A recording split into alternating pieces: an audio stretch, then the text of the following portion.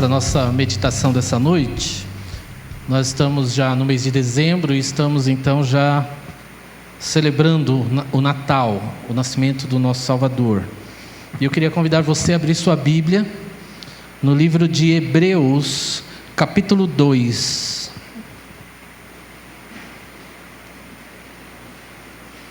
Hebreus, capítulo 2.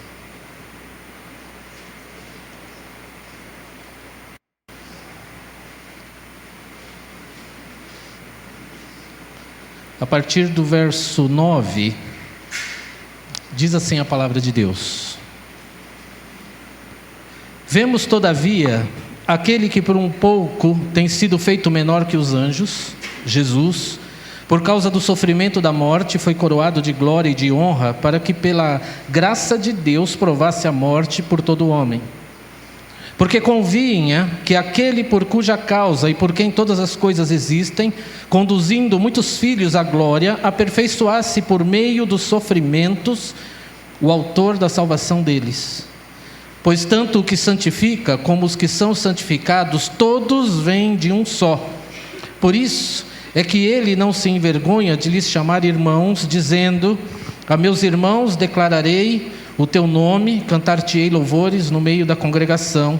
E outra vez eu porei nele a minha confiança, e ainda, eis aqui estou, eu e os filhos que Deus me deu. Visto, pois, que os filhos têm participação comum de carne e sangue, destes também ele igualmente participou, para que por sua morte destruísse aquele que tem o poder da morte, a saber, o diabo, e livrasse todos que pelo pavor da morte estavam sujeitos à escravidão por toda a vida. Pois ele, evidentemente, não socorre anjos, mas socorre a descendência de Abraão. Por isso mesmo convinha que em todas as coisas se tornasse semelhante aos irmãos, para ser misericordioso e fiel, sumo sacerdote das coisas referentes a Deus, e para fazer propiciação pelos pecados do povo.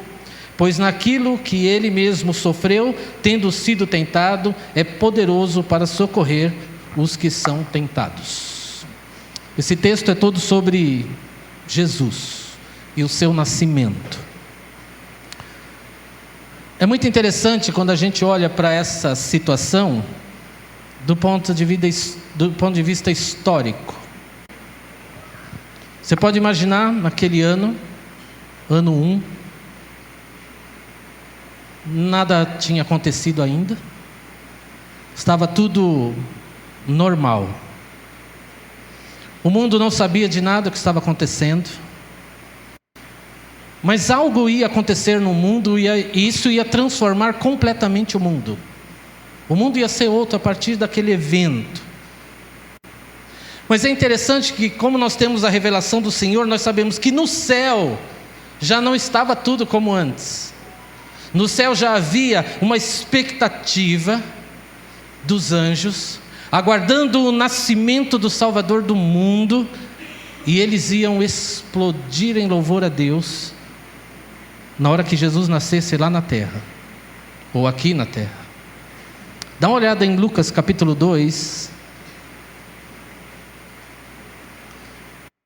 A expectativa era para este momento aqui, ó. Lucas capítulo 2. Jesus nasce, e a partir do verso 13, olha o que diz o texto. Lucas 2:13. E subitamente apareceu com o anjo uma multidão da milícia celestial, louvando a Deus e dizendo: glória a Deus nas maiores alturas, e paz na terra entre os homens a quem Ele quer bem. Uma explosão de alegria dos anjos, que já sabiam o que estava para acontecer. E aí Jesus nasce, e esse impacto do nascimento de Jesus começa a fazer diferença na vida das pessoas na terra, com essa presença dessa milícia celestial, dando glórias a Deus visivelmente na terra. Então Deus estava realizando algo muito grande. Mas é muito interessante quando você começa a estudar sobre o nascimento de Jesus, e aparentemente a gente já sabe tudo, né? Mas a gente ainda não captou todos os detalhes que estão revelados na Bíblia. Porque tem um texto na Bíblia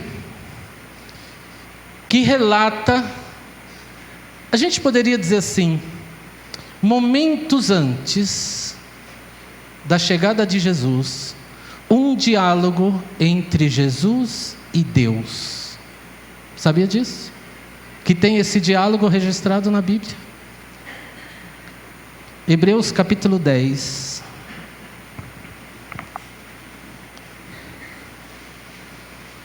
Houve uma conversa no céu, a despedida de Jesus do seu Pai, porque ele estava vindo em socorro da humanidade.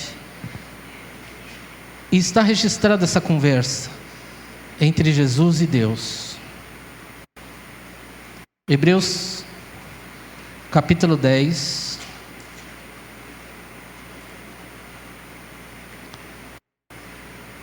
A partir do verso 5. Por isso, ao entrar no mundo, Jesus diz: sacrifício e oferta não quiseste. Jesus está conversando com Deus. Antes, um corpo me formaste. Não te deleitaste com holocaustos e ofertas pelo pecado. Então eu disse: eis aqui estou. No rolo do livro está escrito a meu respeito, para fazer, ó Deus, a tua vontade. Depois de dizer como acima, sacrifícios e ofertas não quiseste, nem holocaustos e oblações pelo pecado, nem com isto te deleitaste, coisas que se oferecem segundo a lei, então acrescentou: eis aqui estou para fazer, ó Deus, a tua vontade. Remove o primeiro para estabelecer o segundo. Jesus está dizendo: Deus, eu entendo, Pai, eu te entendo. O Senhor não está satisfeito com os sacrifícios. Esses holocaustos que têm sido feitos não estão satisfazendo a tua justiça. Por isso o Senhor me preparou um corpo. Olha que coisa espetacular. Jesus falando do corpo dele em Maria. O Senhor me preparou um corpo para que eu seja o sacrifício que vai trazer a salvação para as pessoas. É impressionante isso. E ele diz assim: Pai, eu vou, conforme está escrito no Antigo Testamento, e eu vou em obediência à tua vontade. Jesus conversa com Deus e ele diz: Pai, eu estou indo, e a gente se vê daqui 33 anos, quando eu voltar para cá. É por isso que ele veio. Jesus nasceu para 33 anos depois morrer em sofrimento pelos nossos pecados. Foi para isso que ele nasceu. O nascimento de Jesus é uma alegria para nós, mas a nossa celebração tem que vir com o peso da Páscoa. Vem com o peso da morte. Ele nasce para morrer. E ele nasce para morrer por pessoas que não mereciam a salvação, não mereciam que ele morresse por nós. Então o Natal a gente vai vendo nos shopping centers, na televisão, nas propagandas, ele tem vários sentidos. Para alguns é o tempo de férias, para outros é o tempo da família, para outros é para dizer que sim, Jesus nasceu para o mundo ser melhor. Mas a pergunta que nós temos que responder, e temos que responder biblicamente: por que Jesus nasceu? Essa é a pergunta. Eu pus seis possibilidades. Ele nasceu para apresentar a Deus. Ele nasceu para ensinar a verdade. Ele nasceu para cumprir a lei. Ele nasceu para trazer o seu reino. Ele nasceu para revelar o seu amor. Ele nasceu para curar os doentes. Sim, ele nasceu para fazer tudo isso e muito mais. Mas nada disso é a razão principal pelo qual Jesus nasceu. Jesus nasceu, ele veio à terra para sofrer e morrer por nós. Aquele bebezinho nasceu para se tornar um homem de dores e para morrer numa cruz. Eu fico pensando que assim, ele nasceu e ele é um bebezinho. A gente tem aqui o João Miguel, né? A gente gosta de apertar, fofinho, gostosinho, aquela coisa. Mas Maria com Jesus no colo, ele olhava para aquelas mãozinhas dele de nenê, e ela podia imaginar que aquelas mãos seriam pregadas por pregos numa cruz. Aqueles pezinhos dele mexendo, chutando no ar, assim, aquele nenenzinho, aqueles pés iam caminhar na terra em sofrimento, perseguição, em dores, e depois seriam cravados numa cruz. Aquele corpinho bonitinho de Jesus, aquele nenezinho bonitinho, aquele corpo seria chicoteado, cuspido, esmagado, e seria furado por uma lança, para que ele morresse mesmo por minha culpa. Aquele bebezinho no colo de Maria nasceu para sofrer e morrer. A gente não pode entrar no clima natalino do mundo da alegria sem sentido. No Natal se dá muitos presentes e a ideia é que Jesus é o presente, então a gente dá presentes. Eu não estou dizendo que isso está errado, não. Eu acho que a gente tem que celebrar mesmo e está tudo bem, não tem problema. Mas nós temos que ter a consciência de que o nosso presente é Jesus crucificado. O nosso presente é um bebezinho nascendo naquele dia para morrer no nosso lugar. Esse é o ponto crucial. Nós não podemos esquecer disso. Muita gente celebra o menino Jesus. Não é esse o sentido. O sentido da palavra é que ele nasceu menino, cresceu, se tornou um homem, caminhou o caminho da cruz e morreu no nosso lugar. Essa é a realidade do Natal. E para a gente entender essa questão de Jesus, a gente precisa entender quem ele era no momento da sua morte. Para a gente entender e dar razão ao nascimento dele, nós temos que entender como que a vida dele acabou e o que aquilo significava para nós. E eu queria compartilhar com vocês 3 razões. São talvez centenas de razões, mas nós vamos em 3. Jesus na cruz, ele é o nosso substituto. Hebreus 2.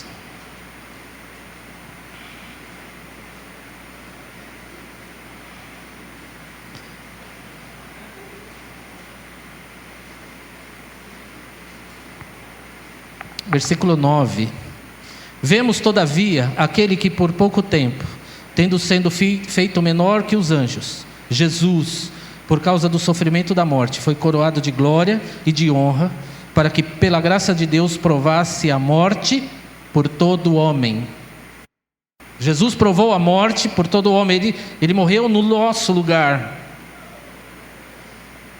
Ezequiel capítulo 18, versículo 20. Você não precisa ir lá se não quiser, eu vou ler aqui para você. Ezequiel 18, 20 diz assim: a alma que pecar, esta morrerá. Em Romanos capítulo 6, verso 23 diz: o salário do pecado é a morte. Ou seja, o pecado recebe como punição a morte. Se eu pecar, se eu viver uma vida de pecado, se eu não for salvo por Cristo e continuar na maneira como eu nasci, naturalmente em pecado, eu vou ser lançado no inferno, eu vou morrer eternamente. Morte física e espiritual, e as duas, morte eterna. Então Deus olha para a terra e vê que não há saída para a humanidade. Todos estavam indo para o inferno, todos estão perdidos, não há ninguém que busque a Deus, não há ninguém fazendo nenhum esforço para a salvação, todos rebeldes, odiando a Deus e vivendo em pecado e desejando pecar. E aí ele diz: eu vou enviar o Salvador. Eu vou enviar Jesus. Eu vou enviar alguém que seja capaz de pagar o preço da punição do pecado. Alguém que esteja disposto a voluntariamente morrer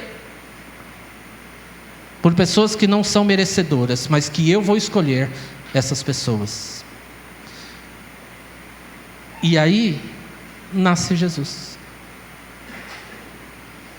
O nascimento de Jesus não é por acaso, o nascimento de Jesus não é um plano B, o nascimento de Jesus é o plano de Deus para a nossa vida. Ele nasceu porque nós estávamos perdidos em delitos e pecados.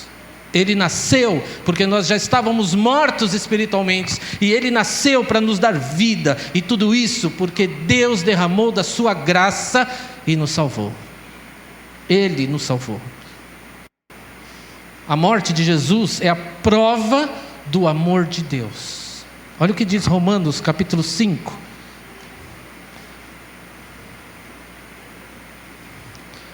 Romanos capítulo 5.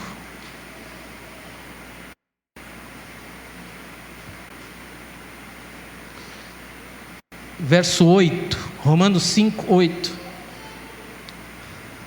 Mas Deus prova o seu próprio amor para conosco, pelo fato de ter Cristo morrido por nós, sendo nós ainda pecadores. Ele prova o seu amor.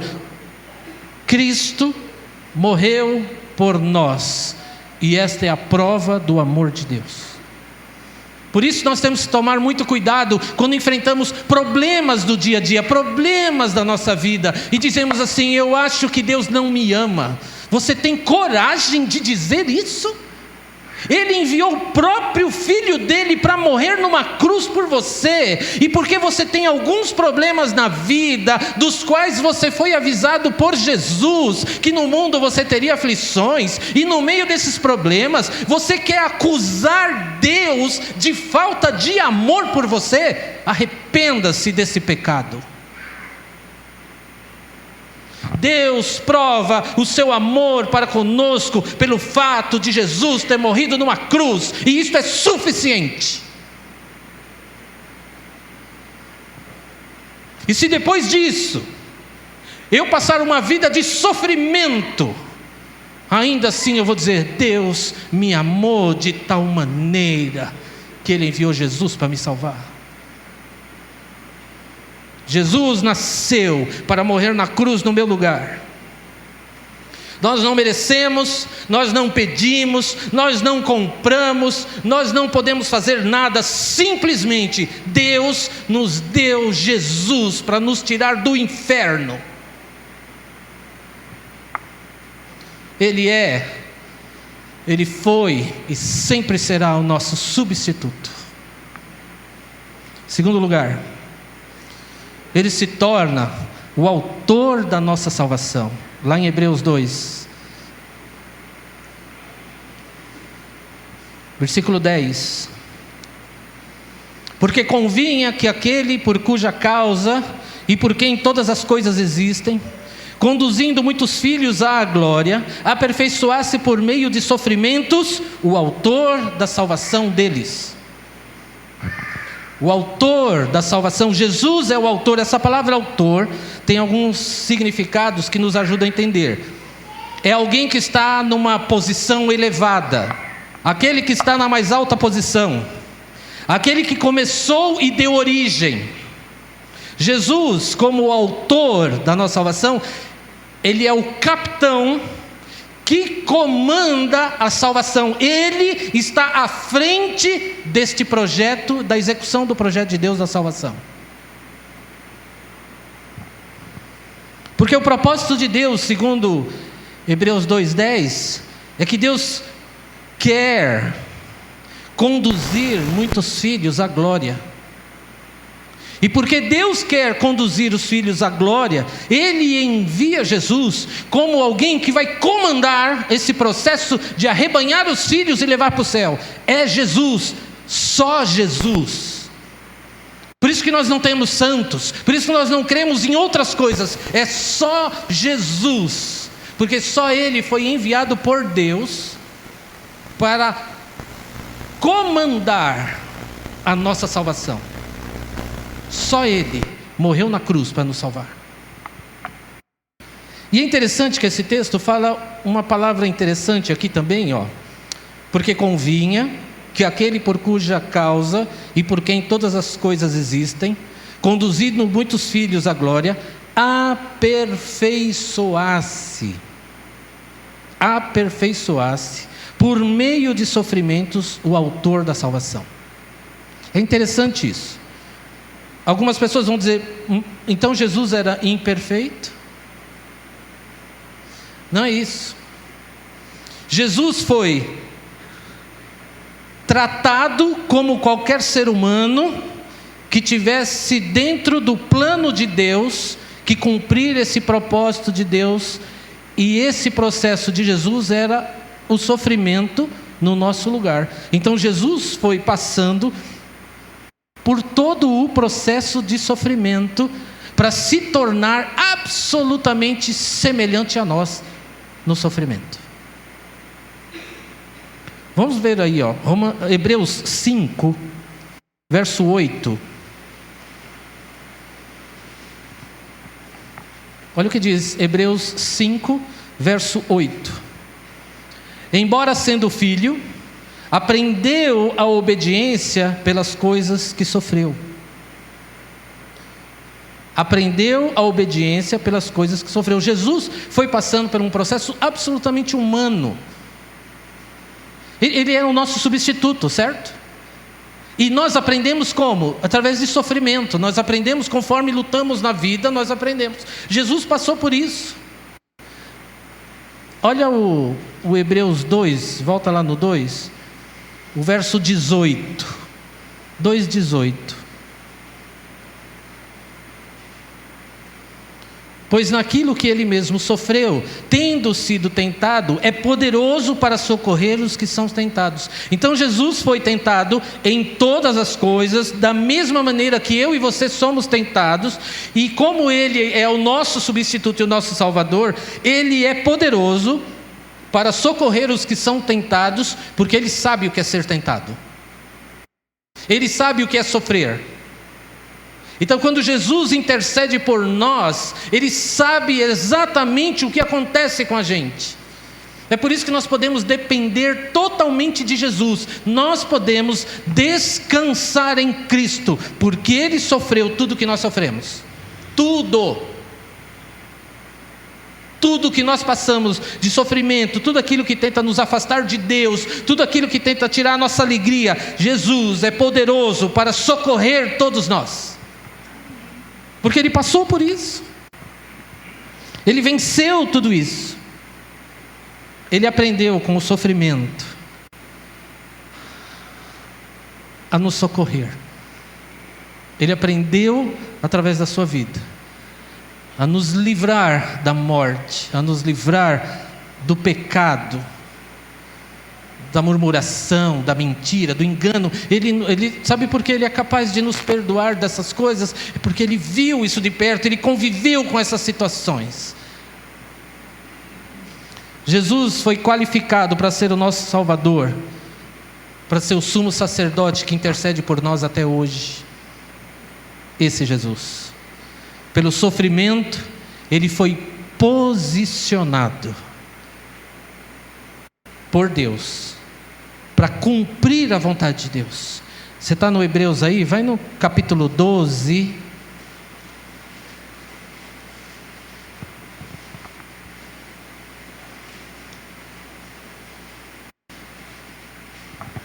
Olha como Jesus foi posicionado.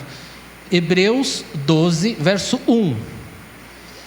Portanto, também nós, visto que temos a rodear-nos tão grande nuvem de testemunhas, desembaraçando-nos de todo o peso e do pecado que tenazmente nos assedia, corramos com perseverança a carreira que nos está proposta, olhando firmemente para o autor e consumador da fé, Jesus, o qual, em troca da alegria que lhe estava proposta, suportou a cruz, não fazendo caso da ignomínia, e está assentado à destra do trono de Deus. Jesus foi posicionado para ser o autor e o consumador da nossa fé. Nós devemos tudo a Ele. Por isso que fica fácil a gente entender o que Jesus diz, quando Ele diz assim: eu sou o caminho, a verdade e a vida, e ninguém vem ao Pai a não ser por mim. Ele é o nosso Salvador, o único. Nós não podemos ir pelos méritos das nossas obras, nós não podemos ir pelo mérito da nossa obediência, nós não podemos ir a Deus pelo mérito da nossa fidelidade. Nada disso, nada do que eu faça é suficiente para me colocar perante Deus. Nada. Eu dependo, você depende de Jesus Cristo até para acordar de manhã. É por isso que as nossas orações são sempre em nome de Jesus, porque eu mesmo não posso ir diante de Deus, eu me achego a Deus através de Cristo. É por isso que lá em João capítulo 9 vai dizer que Deus não atende pecadores. Uma pessoa sem Cristo, ela não tem acesso a Deus em nada. Nós precisamos de Jesus para nos achegar a Deus, porque Ele é o nosso santificador. Olha o que diz lá, Hebreus 2, verso 11. Esse é o nosso terceiro ponto. Ele é o nosso santificador. Pois tanto o que santifica como os que são santificados, todos vêm de um só. Por isso é que ele não se envergonha de lhes chamar irmãos, dizendo: a meus irmãos declararei o teu nome, cantar-te-ei louvores no meio da congregação. E outra vez, eu porei nele a minha confiança, e ainda, eis aqui estou, eu e os filhos que Deus me deu. Tanto o que santifica, como os que são santificados são um. Em Jesus, nós somos feitos legitimamente filhos de Deus. Jesus nasceu para morrer na cruz e nos tornar filhos de Deus. E é muito interessante isso que ele fala aqui no verso 11.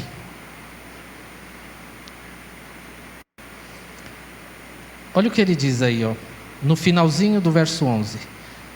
Por isso é que ele não se envergonha de lhes chamar irmãos. Você sabia disso? Que Jesus não tem vergonha de mim e de você, de nos chamar de irmãos.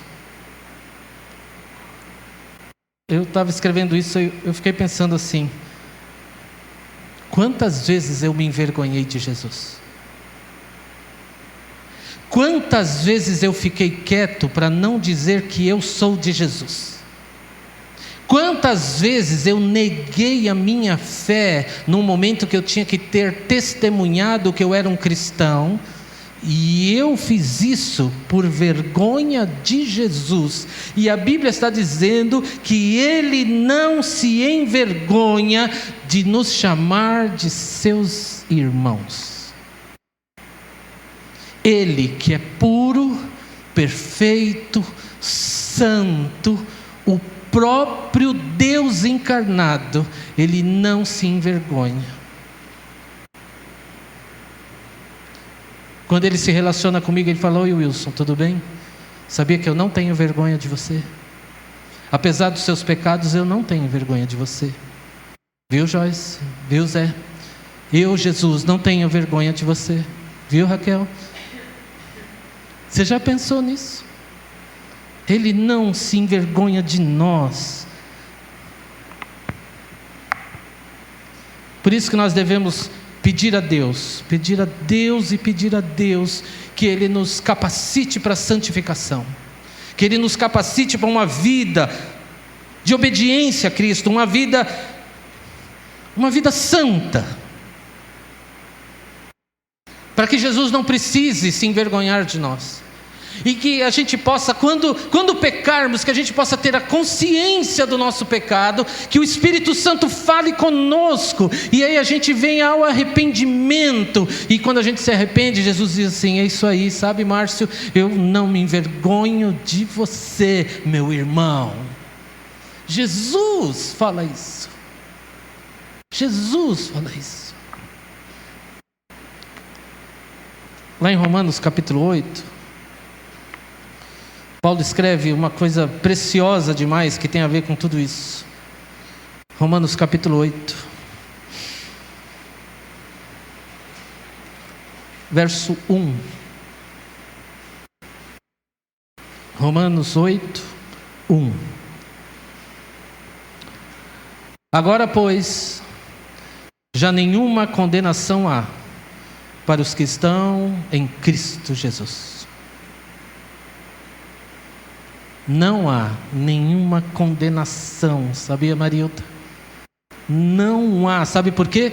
Porque o sacrifício de Jesus é suficiente para cancelar a nossa condenação.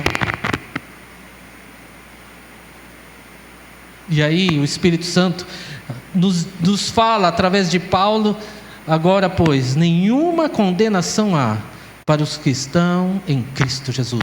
E não há. Isso é verdade, verdade verdadeira.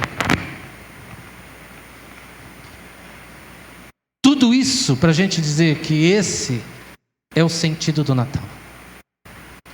Jesus nasceu para ser o nosso substituto, para ser o nosso santificador, para ser o autor da nossa salvação.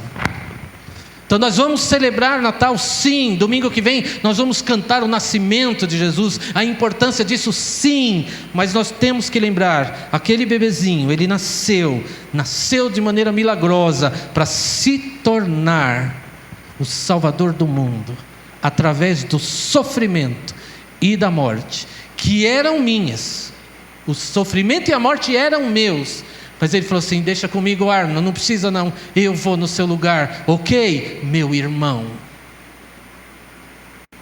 Não existe coisa mais preciosa, não existe nada, nenhum presente, nenhuma árvore de Natal, nenhum Papai Noel, não existe nada, nenhum shopping center, por mais lindo que esteja, que possa substituir o fato de que Jesus nasceu para morrer no nosso lugar. Ele é Deus. O verdadeiro sentido do Natal é um bebê nascer para morrer no meu lugar, no seu lugar, e através dessa morte ser o autor da nossa salvação eterna em Jesus. Vamos ficar de pé? Vamos ficar de pé, vamos orar.